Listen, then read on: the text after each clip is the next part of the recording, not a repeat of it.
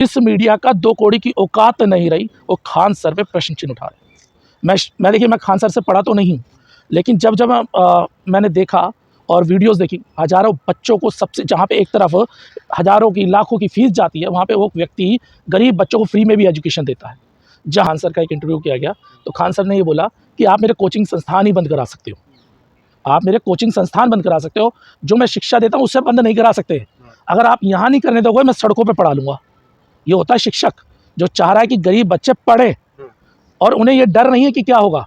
और देखिए हॉस्पिटल की बात, जब आपने अभी हॉस्पिटल की बात छेड़ी, अंजना जी बड़ी कूदी कूदी फिर रही हैं करोड़ों की सैलरी लेने के बाद, गोदी मीडिया में चाटुकारिता, मोदी जी चाटुकारिता करने के बाद, क्या उन्होंने आज तक कोई ऐसी संस्था बनाई जहाँ गरीब को फायदा हो? एक संस्था का नाम बता दीजिए।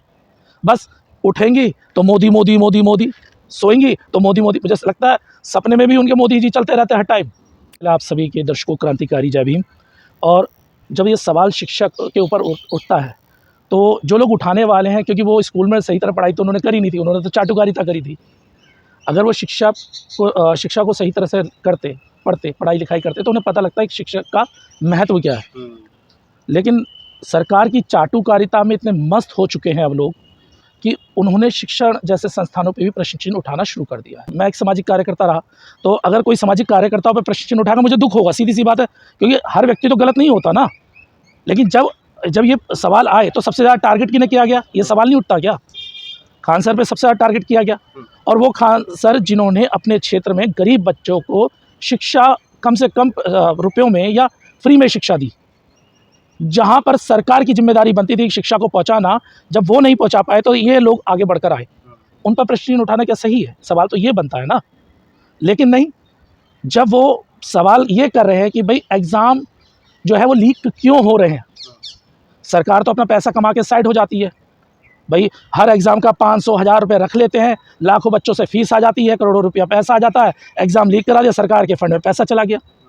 लेकिन नुकसान किसका हुआ? उस बच्चे का जिसने पूरे कई साल मेहनत करी और वो पेपर देने के लिए गया, पता लगा अपनी जेब से खर्चा लगा के गया और वहाँ जाके पता लगता है एग्ज़ाम ही लीक हो गया है। तो क्या खान सर की गलती यही रही है जो वो धर्मेंद्र प्रधान या भारतीय जनता पार्टी को लेकर के जो लगातार सवाल पूछ रहे थे? देखिए, आज की डेट में सिर्फ खान सर की गलती नहीं है, जो भी व्यक्ति अपने हक और अधिकारों की बात सरकार से करेगा, ये उसकी सबसे बड़ी गलती है।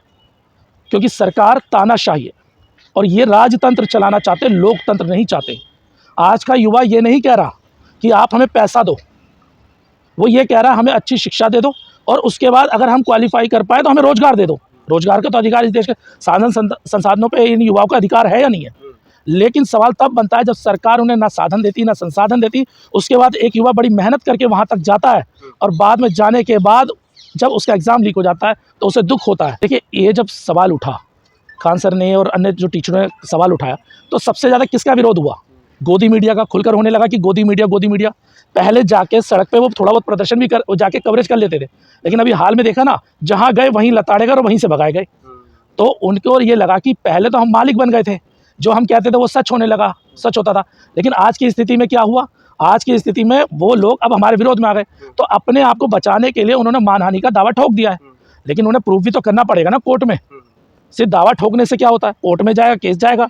मीडिया तो ने फैजल खान के नाम से बुला रही है, खान सर तो भूल ही गए, फैजल खान बुला। देखिए, ये बड़े मज़ेदार बात है। जिस मीडिया का 2 रुपये का ईमान नहीं है, मैं गोदी मीडिया की बात कर रहा हूँ, सारे बहुजन मीडिया की बात नहीं करता हूँ, लेकिन जिस मीडिया का 2 कौड़ी की औकात नहीं रही वो खान सर पे प्रश्न चिन्ह उठा रहे। मैं देखिए, मैं खान सर से पढ़ा तो नहीं हूँ, लेकिन जब मैंने देखा और वीडियोस देखी, हज़ारों बच्चों को सबसे, जहाँ पे एक तरफ हज़ारों की लाखों की फीस जाती है, वहाँ पे वो व्यक्ति गरीब बच्चों को फ्री में भी एजुकेशन देता है। जहाँ पर जब चलता था कि लाखों रुपए की फ़ीस, तो वो कहते थे 150 रुपये में बच्चों को पढ़ाऊँगा, 149 रुपये के सब्सक्रिप्शन रख के। तो आप अंदाज़ा लगाइए, जिस एजुकेशन की लाखों की फ़ीस होती है उसे 150 रुपये पढ़ाने वाला व्यक्ति जब आएगा, और वो भी मुस्लिम, थोड़ा सा टच मुस्लिम आएगा, तो कहीं ना कहीं इस सरकार की लड़ाई क्या है? ये जो अंजना ओम कश्यप, ये कहाँ से? ये भी तो खुद बिहार से ही हैं, कहीं और से थोड़ी आई हैं। देखिए, जब वो उस क्षेत्र में साधन संसाधन नहीं होंगे किसी क्षेत्र में, तो दूसरे राज्य में जाके अपनी करेगा काम। लेकिन स्थिति ये कर दी गई है, अगर आप सरकार से सवाल उठाओगे तो आपको देशद्रोही, गद्दार कहा जाएगा। अब तो उनके चाचा भी प्रश्न उठा रहे हैं, जो देवरिया के, वो कह रहे हैं तो ये तो फ्रॉड करता रहता है, इस तरीके के हमले उसने खुद ही करवाए होंगे। मेरे भाई देखिए, होता क्या है, जब कोई व्यक्ति हाई लेवल पर पहुंच जाता ना, तो हर बंदा उसके साथ अपना रिश्ता निकालता है और उसके घर में पहुंच जाता है। कई बार कुछ लोग ऐसे होते हैं जो विरोध में होते हैं। अब जब उनका विरोध नहीं हो, जब उनका सम्मान नहीं होता तो उन्हें लगता है इसका विरोध कर दूँ तो थोड़ा सा बढ़ जाऊँ। जैसे उदाहरण दे रहा हूँ, जैसे आप लोगों का परिवार होगा, लेकिन उसमें कुनबे में पता नहीं कहाँ के अन्नाथ के पन्नाथ के चाचा जरूर मिलेंगे। तो इस तरीके के चाचा तो आए दिन आते रहते हैं और पैदा होते और चले भी जाते हैं। तो अगर ऐसा कोई विरोध करने वाला आ रहा है तो उस पर ज़्यादा सीरियस नहीं लेना चाहिए, मुझे नहीं लगता। इसमें मुझे एक बात अच्छी तरह याद आती है, खान सर का एक इंटरव्यू किया गया तो खान सर ने ये बोला कि आप मेरे कोचिंग संस्थान ही बंद करा सकते हो, आप मेरे कोचिंग संस्थान बंद करा सकते हो, जो मैं शिक्षा देता हूँ उससे बंद नहीं करा सकते। अगर आप यहाँ नहीं करने दोगे मैं सड़कों पर पढ़ा लूँगा। ये होता है शिक्षक जो चाह रहा है कि गरीब बच्चे पढ़े और उन्हें ये डर नहीं है कि क्या होगा।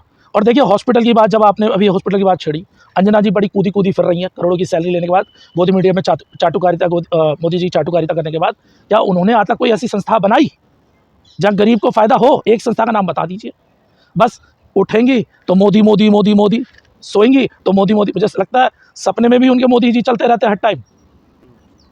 तो ऐसे टीचरों पर कार्रवाई क्यों नहीं होनी चाहिए जो लगातार स्टूडेंट को गुमराह करते हैं, लगातार जो है छात्रों की इमोशन के नहीं, साथ क्या गुमराह कर रहे हैं मुझे ये बताइए आप। अगर वो ये कह रहे हैं कि एग्जाम सही तरीके से होना चाहिए, शिक्षा को सही किया जाए, तो वो गलत है। सरकार पे सवाल उठा रहे हैं ना वो। भाई सीधी सी बात है, क्या आप सारे पत्रकार लोग हैं, क्या आपके बच्चे भविष्य में जब आपके बच्चे पढ़ने जाएंगे तो आप ये चाहेंगे कि उनके, अगर वो किसी चीज़ में पढ़ाई कर रहे हैं और वहाँ पे उन्हें मौका ना मिले? लेकिन उन्हें पढ़ाई को और कोचिंग संस्थान को बिजनेस के तौर पर वो देख रहे हैं। सर बिजनेस की तरफ कैसे देख रहे हो आप मुझे बताइए। मैंने आपको बताया जहाँ पे जो सरकार की फीस है वो करोड़ों में जाती है सर ट्रेनिंग की तैयारी कराने में, और एक खान सर हैं वो 150 रुपये में करा रहे हैं। तो 150 में और लाखों में अंतर नहीं है, लाखों करोड़ों में अंतर नहीं है। मेडिकल की फीस बता दीजिए आप, मैं सीधी बात करूँ, सरकारी संस्थान में कितनी फीस है वही कोचिंग करने के लिए, और उसी कोचिंग के लिए एग्जाम की तैयारी प्रिपरेशन के लिए वो 150 में पढ़ाते हैं। तो क्या अंतर है बताइए। बिना परमिशन का, बिना किसी तथ्य का आप आए दिन आइए कोचिंग पढ़ाना शुरू कर दीजिए, ये खिलवाड़ी है ना बच्चों के भविष्य के नहीं, साथ। ऐसा कौन सा है जो बिना उसके करते हैं? जब ये संस्था बनती है तो पहले कंपनी रजिस्टर्ड होती है, नंबर एक बात, फिर उसका जीएसटी नंबर भी मिलता है, सरकार को उसका पैसा भी जाता है, सारी जितनी भी इनकम होती है उसका आईटी रिटर्न भी होता है। तो फिर ऐसे कौन बना लेगा बताइए।